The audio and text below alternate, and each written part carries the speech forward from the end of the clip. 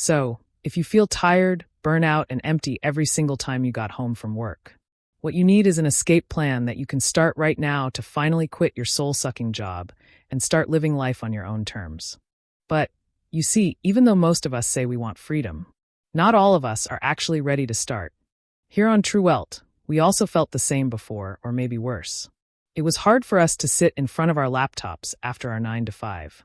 But when sudden challenges like layoffs finally hit us, we felt a lot of regret, shame, pressure, and anxiety. We don't want anyone to experience the same. That is why we researched the fastest ways an employee, like you, can escape the 9 to 5 job/trap. Starting with number 1. Do freelancing. Most people don't know that the tasks they do on their 9 to 5 jobs can be paid 2 times or 3 times by other businesses to freelancers.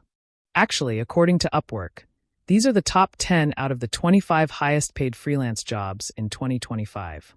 Media buyer, public relations manager, business consultant, cybersecurity developer, financial consultant, AI professional, blockchain developer, videographer, data analyst, and photographer.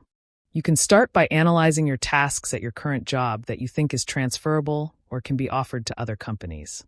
Of course, this is if your current employer doesn't have policies against their employees working side jobs. So, this mostly applies to graphic designers, writers, social media managers, and so on. After that, it is also important to know about the clients you want to work with, or aka your niche. You can start with the industry you are most familiar with. For example, if you're a photographer who works for a company in the food industry, you can offer services for food content creators, cafes, or home-based businesses in your area. Or if you're a marketing manager handling the ads for your company, you could present your most successful campaigns or side projects. You can also create sample marketing campaigns, which serves as your portfolio and show to potential clients that you can give them results. Number 2. Sell a product. Selling is hard. Yes, it is, but it is usually because of the limiting beliefs that most people think, which is, first, people usually say things like, "Why are you selling those? You didn't graduate in university just to sell products." Well, you don't need permission, approval, or likes from other people who doesn't contribute to your growth as a person. Second, you need to create your own product. Well, no, not at all. You can actually start by selling other people's products. What you actually need is a target market or niche, then a problem they have, and find a product that solves these problems. Third, selling feels like begging someone. That's actually not true. If you start selling something you actually like and use, it doesn't have to feel like you are begging. It should just feel like you are encouraging someone to try something you are passionate about. For example, you can try selling things you collect like action figures, toys, bags, sneakers, and watches. It's a plus that you actually know a lot about these products. With that, you can give insights and tips which then can encourage them to buy from you. Just avoid getting caught up so much with trending products if you don't actually like or know about it. If you care a lot about being healthy and you take supplements, don't try to sell self-care products just because it is the trend. Focus on selling supplements that you actually use or want to try. Number 3. Offer consulting services. You probably think consulting would be the last thing a beginner can offer for other businesses. The truth is, some well-known people, like Neil Patel, one of the greatest online marketers, started consulting while working on his blog and sharing SEO and marketing strategies. Like him, you can start sharing your knowledge, and eventually people will come for you for advice. It's a different thing with the freelancing we mentioned earlier. In consulting, you are sharing your knowledge, strategies, and experiences that can help them in the current stage of their business or career. Consultants are usually paid per session, commonly 2 to 4 hours call or meeting with the client.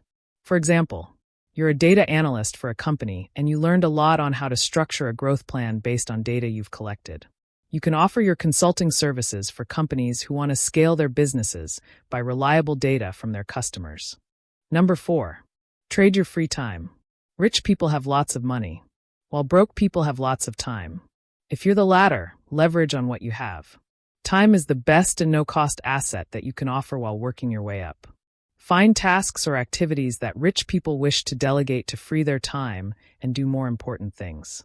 This includes walking their dogs, babysitting, or house cleaning. In the online world, it could be social media content, researching, or creating prompts for AI. To start finding these jobs, you can reach out to your connections. Ask family and friends who might need someone to fix their appliances or be a math tutor for their children. You see, escaping the 9 to 5 is hard, not gonna lie. But it's also hard to feel empty and anxious every single time you walk into the office and sat all day working.